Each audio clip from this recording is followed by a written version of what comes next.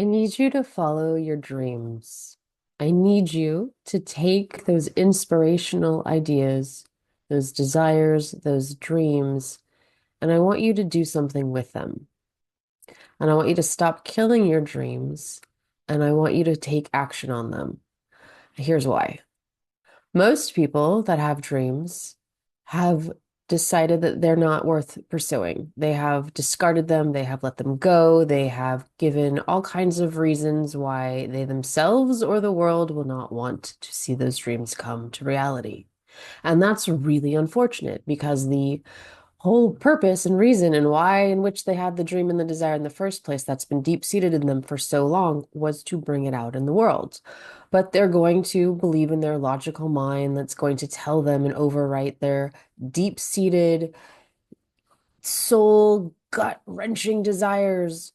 And they're going to stop. They're going to stop themselves in their track and they're not going to do anything about it because they think it's too big, they think it's too grandiose. Who are they? On and on. And you might be one of those people.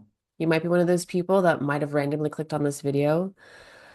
But I'm going to tell you that you need to pursue what's in your head, those ideas. And I have spent years in a creative industry working on other people's ideas, putting mine to the back burner, or sort of doing something and thinking more about it than taking action.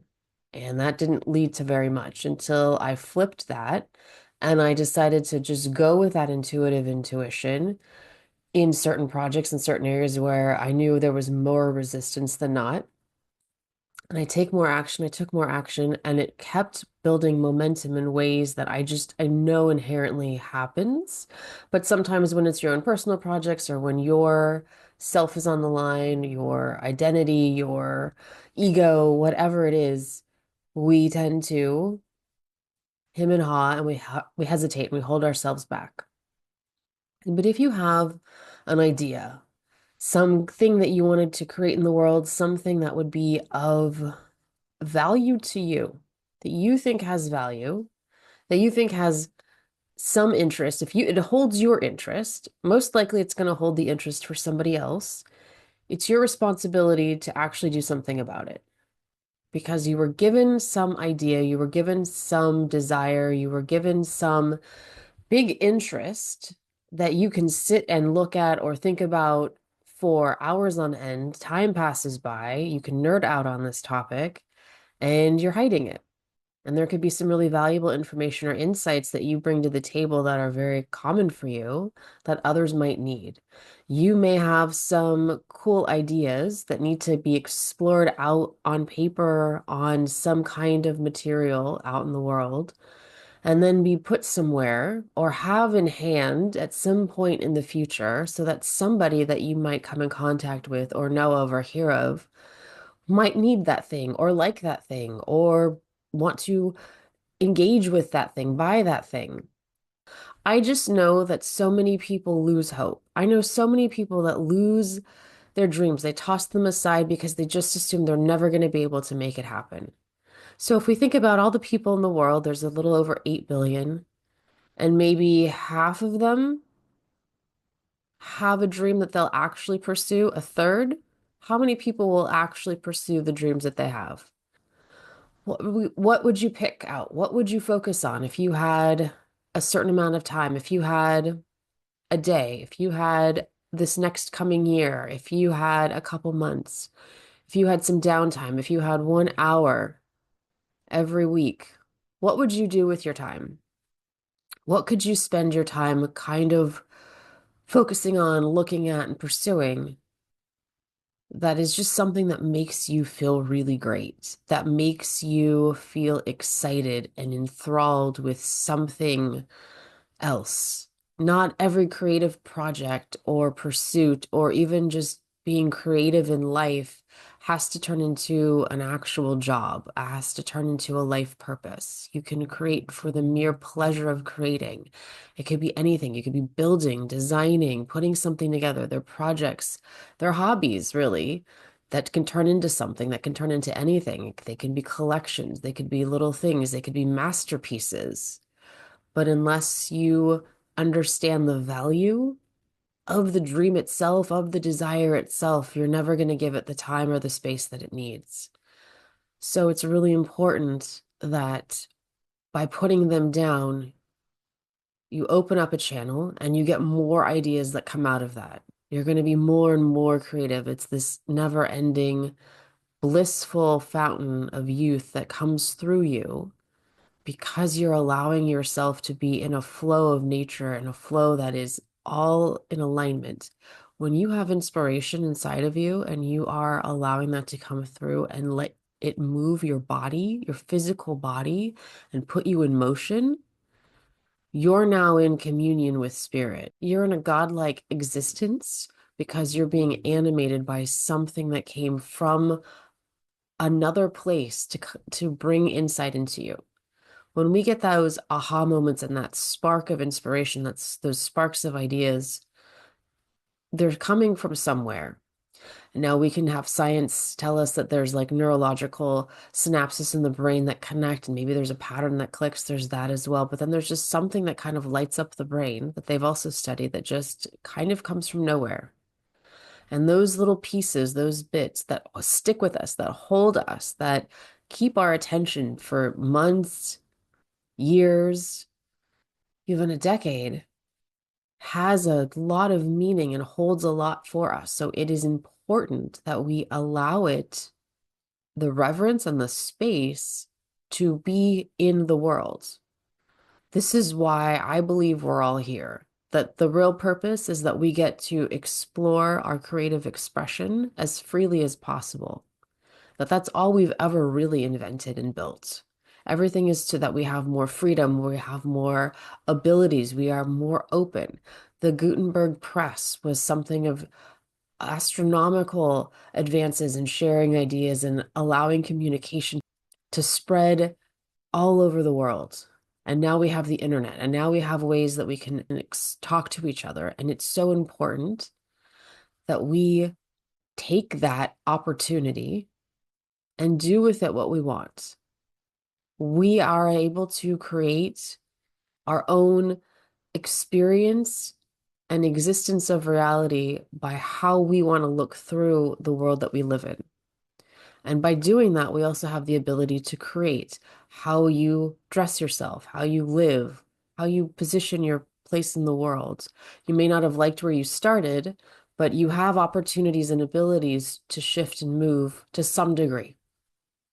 Everyone's going to be a little different. And so it's time to follow your dreams as practical as you need them to be.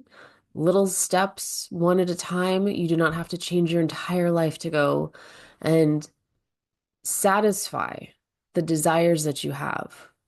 The goal of creating, the goal of bringing these dreams, these desires, these interests, these insights down into reality is to be satisfied, to be fulfilled, to know that what was in your mind is actually a tangible thing that can happen in your hand. Everything that you experience, everything that you touch, everything that you engage with was an idea and an inception in somebody's mind many, many moons ago.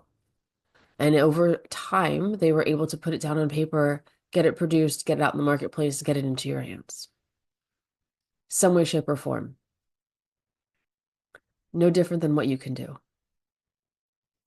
If the only thing you need to do is dedicate 1 hour a day, 1 hour a week, think about the time commitment that you could offer up to something that means a lot to you, that something that is just really exciting to you, something that piques your interest.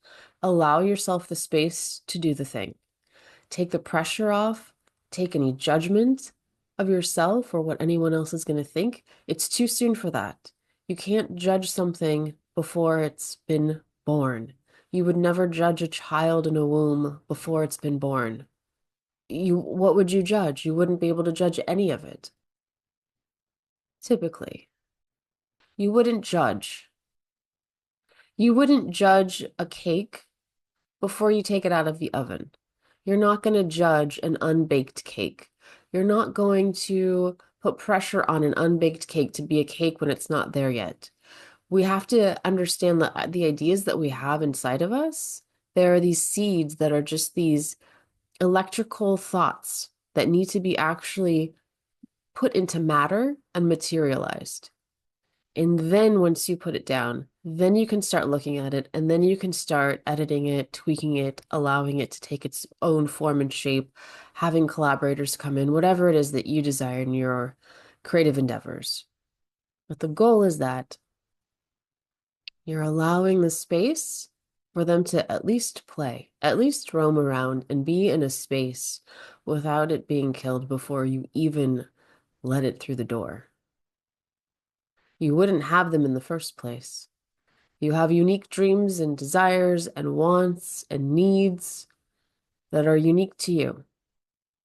Even though there's universal needs and things that we want, things that we need to survive, they're still unique to us in the ways that we want it, and the types of ways that we want to have it given to us, and the types of ways we want to engage with it.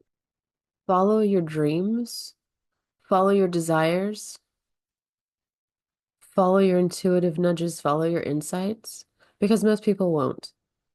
And just by pursuing it, even if it is in the minuscule amount of time, but you're dedicated to it and you're consistent with it, 5 minutes a day, 10 minutes a day, half an hour, whatever it is, it's top of mind. It's on your radar. You're focusing on it. It will get to where it needs to go. You'll give it the time it needs.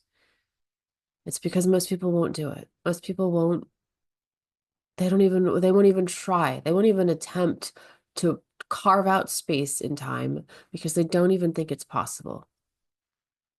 Can you imagine someone giving you a dream or being allowed to dream and then assuming it's not possible? Why even dream? We dream because we know it's possible. We dream because we can build really big things. We've built our world. We've literally built our world just by the ingenuity and the ideas that we've been given, the insights that have come through, the collaboration we have with universal force, this whole cosmic space that we're in. You're no different. You're no different. You're not special and you're not different than any of us. You're one of us. We're all the same. And so if there's somebody that you see is successful and that feels like something you want to do or you want to be, then that means that it's for you as well. You have the possibility to go towards that and go and have something that fits you. But you have to know what you want and you have to know what you desire and you have to focus on it. And you have to be inspired to create. And if you aren't, then go start living a little bit more. Go start experiencing things a little bit more. Go do new things to get you into that inspired state. Go back to your childhood. Do something new. Find ways in which you can create more, be more for yourself, for those around you. When you're creating more, when you're doing more, when you're being more in your own space, creating from your insights, creating from a place that you love,